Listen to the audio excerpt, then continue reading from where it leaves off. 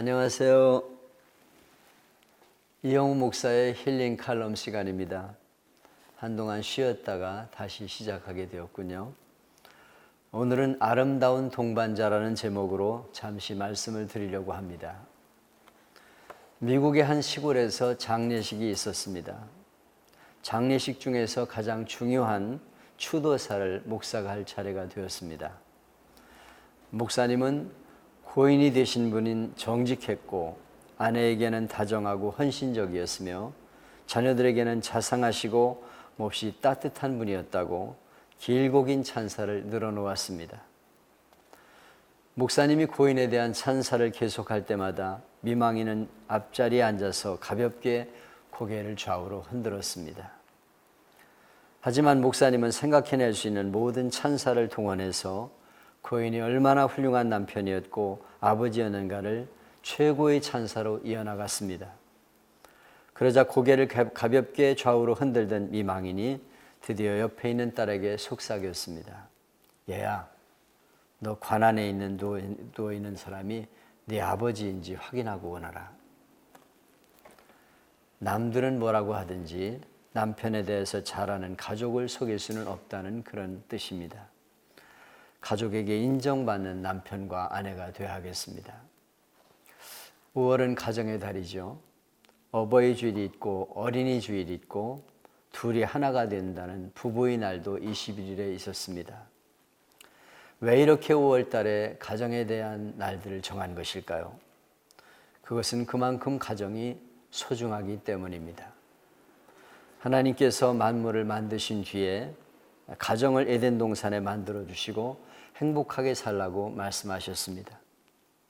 가정은 하나님이 주신 최고의 선물이며 축복입니다.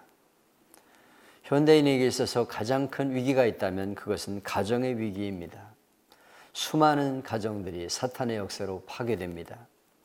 우리는 기도하면서 끊임없이 행복한 가정을 위해서 서로가 노력을 해야 할 것입니다.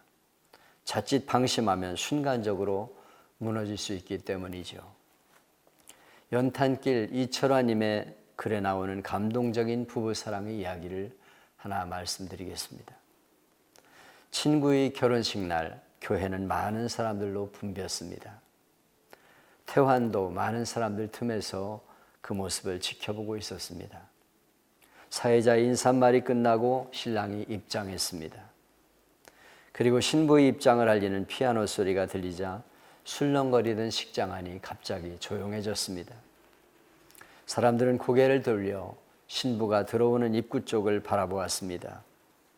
잠시 후 고개를 숙인 신부가 보였습니다.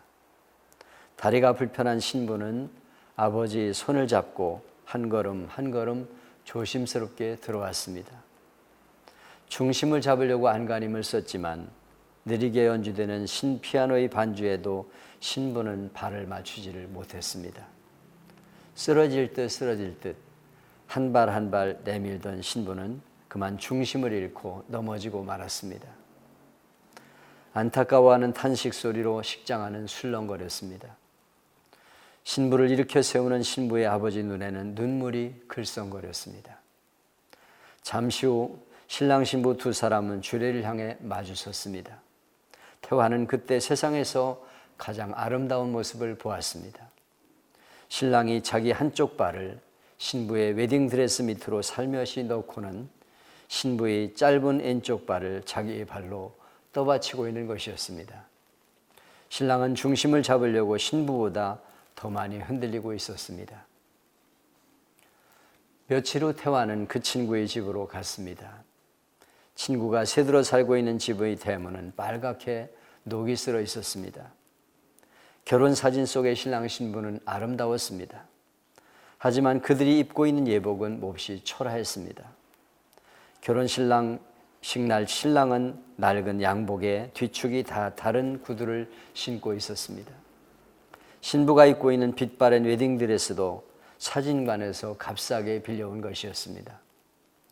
그들은 그렇게 절약한 결혼 비용과 축의금 일부를 고아원과 안 못 보는 사람들의 개안 수술비로 보냈습니다. 친구 아내가 준 저녁을 먹고 나서 무심코 방 안을 둘러보던 태화는 조그만 액자 속에서 분홍색 종이가 끼어 있는 것을 발견했습니다. 친구가 아내에게 보낸 편지였습니다. 늘 기쁨으로 당신의 한쪽 다리가 되겠습니다. 만일 그렇게 못되면 당신과 하나 될 수 있도록 차라리 내 다리를 절개 해달라고 기도하겠습니다. 늦은 밤이 되어 친구의 방을 나온 태화는 말없이 달빛이 쏟아지는 언덕을 내려왔습니다. 그날따라 밤하늘의 별들이 아름답게 반짝였습니다. 장애인 신부를 둔 친구 결혼의 모습을 감동적으로 적은 글입니다. 서로의 조건만을 바라보며 조그만 트러블로 깨지는 가정이 늘어나는 세대 속에서 깊이 음미할 만한 이야기죠. 서로의 부족함을 채워가며 아름다운 동반자로 살아가는 행복한 가정이 되기를 기도합니다. 전도서 4장 9절로 12절 말씀을 드리겠습니다. 두 사람이 한 사람보다 나음은 그들이 수고함으로 좋은 상을 얻을 것입니다. 혹시 그들이 넘어지면 하나가 그 동물을 붙들어 일으키려니와 홀로 있어 넘어지고 붙들어 일으킬 자가 없는 자에게는 화가 있으리라. 또 두 사람이 함께 누우면 따뜻하거니와 한 사람이면 어찌 따뜻하랴. 한 사람이면 패하겠거니와 두 사람이면 맞설 수 있나니 세 겹줄은 쉽게 끊어지지 아니하느니라. 매거진 TV 시청자 여러분 모두 행복하세요. 감사합니다.